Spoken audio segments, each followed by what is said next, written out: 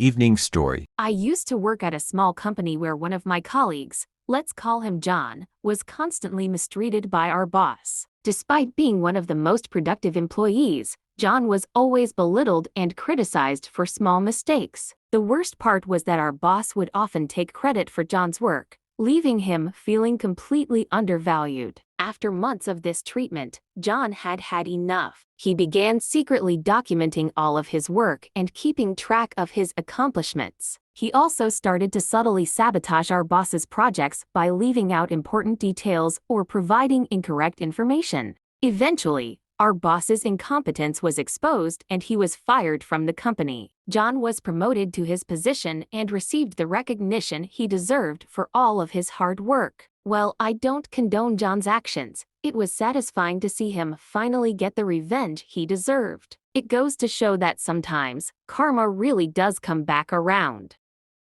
I never thought I would be the type of person to seek revenge. But after what my ex-girlfriend did to me, I couldn't resist the urge. We had been together for 2 years. And I thought everything was going well until I found out she had been cheating on me with my best friend. I was devastated and heartbroken. But I didn't want to let her know how much she had hurt me. Instead, I decided to plot my revenge. I started small by spreading rumors about her at work and among our mutual friends. I made sure they were just believable enough to cause some doubt, but not enough to make it obvious that I was the source. Then, I took it a step further and started messing with her online presence.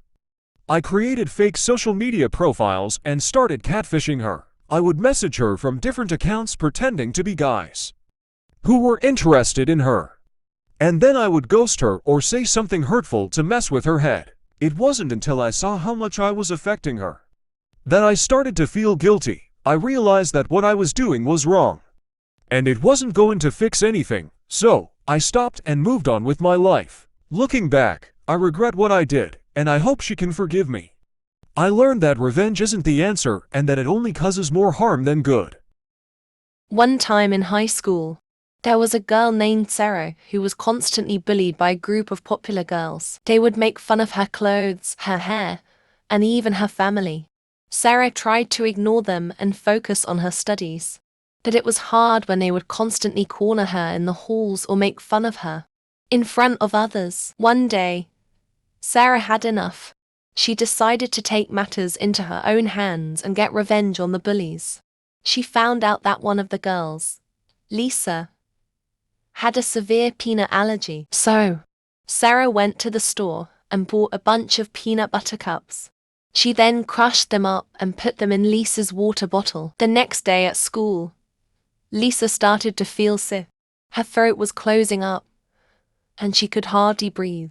She was rushed to the hospital and ended up being okay. But it was a close call. When the other girls found out what Sarah had done, they were horrified. They realized they had pushed her too far, and they never bothered her again. Sarah may have gone too far in her revenge, but sometimes it takes a drastic measure to get the bullies to stop. It's important to stand up for yourself and others, but it's also important to not resort to violence or harm.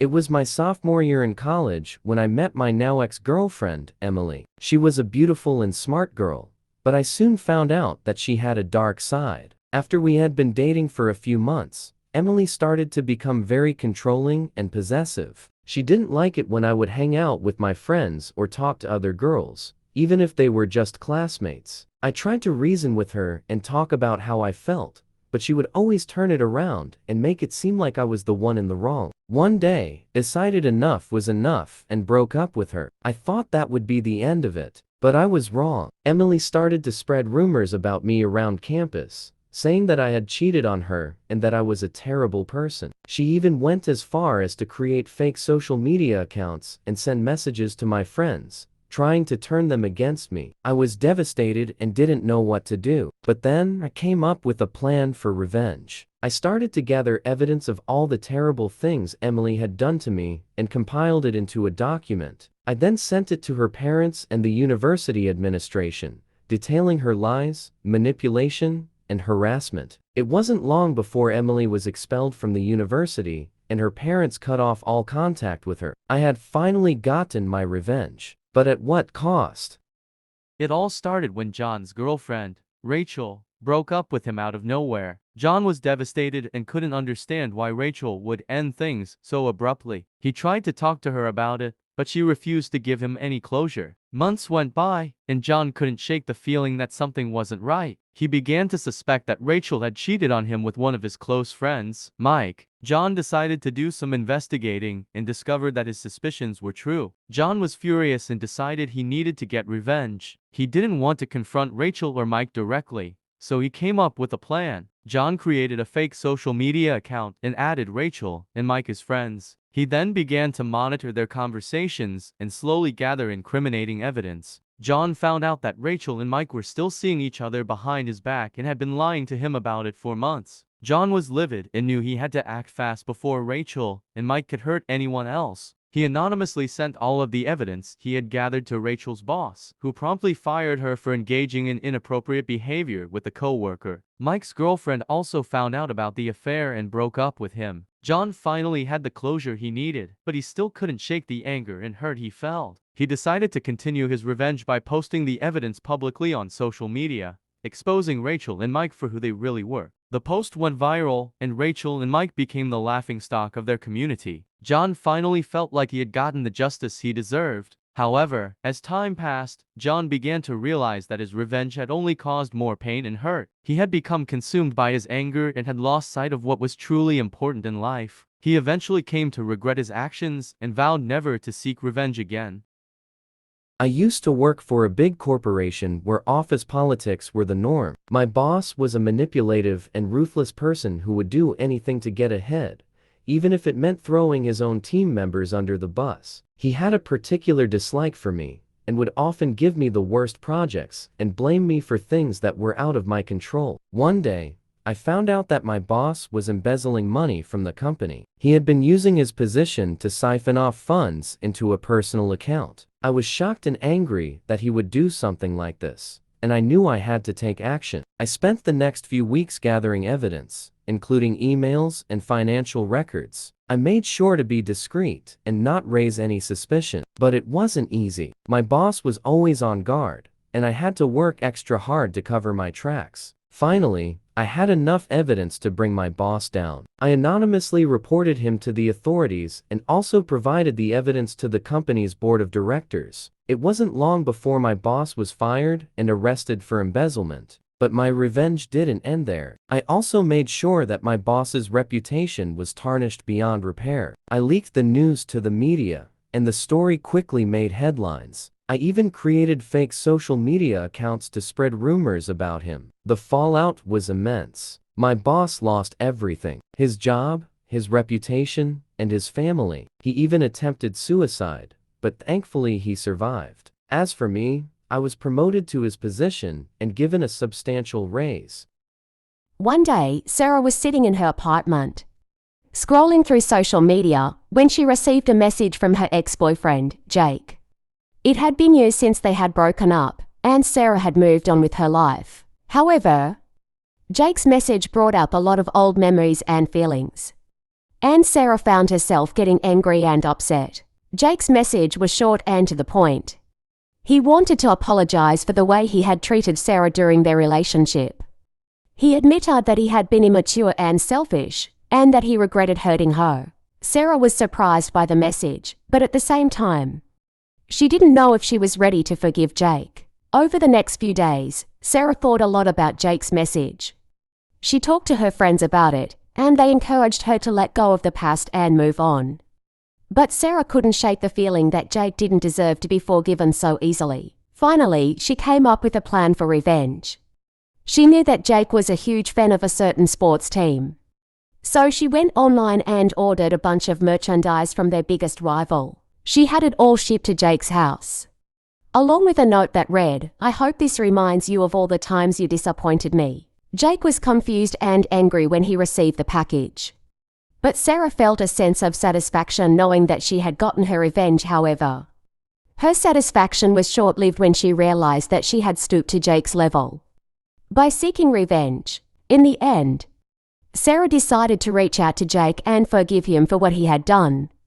She knew that it wouldn't change the past.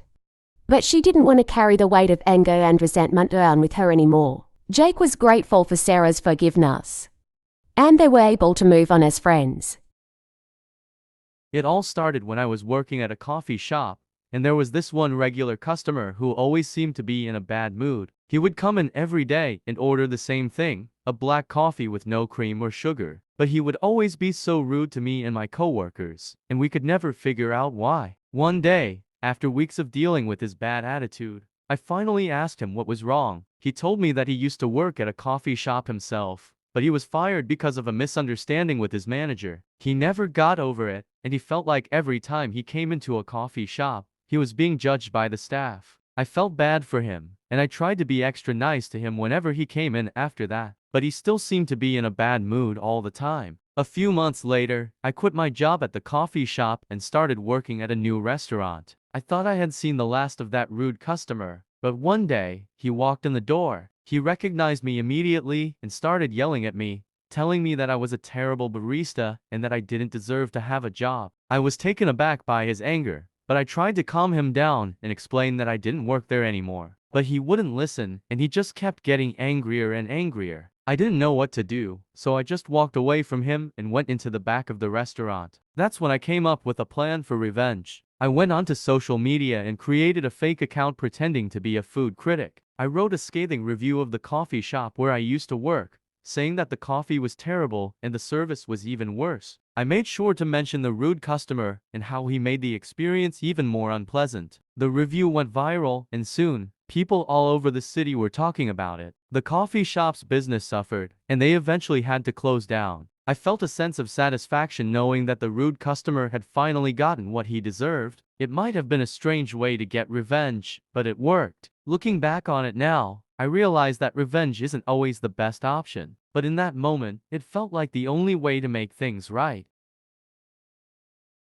It all started with a dispute over a parking spot. My friend, let's call her Jane, had been living in her apartment complex for years and always parked in the same spot, which was not assigned but had always been available. One day, a new tenant moved in and parked in her spot, causing Jane to have to park further away. She left a polite note on the car asking them to park somewhere else, but the person ignored it and continued parking there. Jane tried to reason with the person, but they were very confrontational and even threatened her. She decided to let it go. But then something strange started happening. Every time the person parked in her spot, they would return to their car to find something weird had happened to it at first. It was just harmless pranks, like a fake parking ticket or a note that said "gotcha." But then things escalated.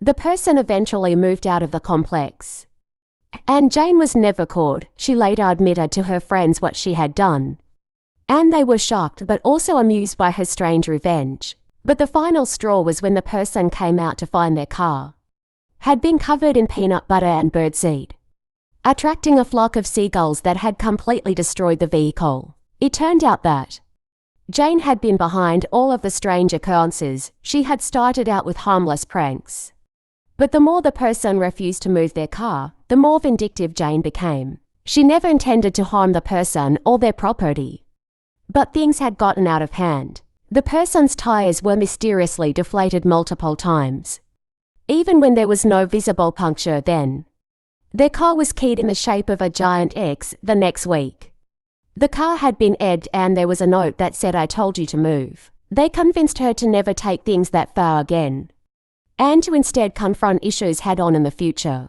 While Jane's story may be amusing to some, it also serves as a cautionary tale about the dangers of letting anger and frustration escalate into vindictive behavior. It's always better to try and resolve conflicts in a peaceful and reasonable manner, rather than resorting to strange and potentially harmful tactics.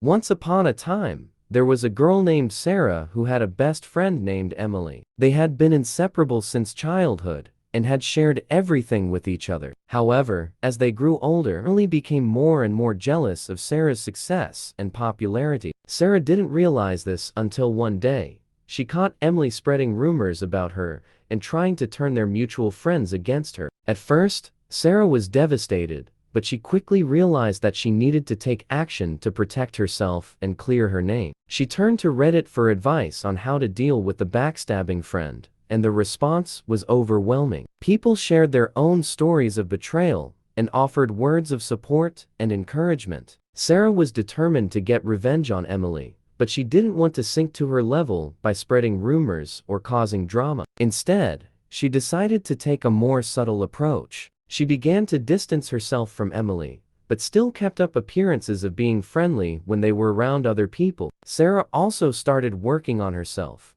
focusing on her own interests and goals and becoming even more successful. Over time, Emily started to realize what she had lost by betraying Sarah. But it was too late. Sarah had moved on and was no longer interested in being friends with someone who couldn't be trusted. Emily tried to reach out and make amends, but Sarah ignored her messages and calls. Eventually, Sarah's success and confidence became too much for Emily to handle, and she began to lash out at her publicly on social media. However, Sarah remained calm and collected, refusing to engage in the drama. Instead, she continued to focus on her own growth and success. In the end, Sarah realized that the best revenge was living well and being true to herself. She was grateful to Reddit for helping her see that and for giving her the support she needed during a difficult time. And as for Emily, she learned that true friends are hard to come by and that betraying someone's trust can have serious consequences.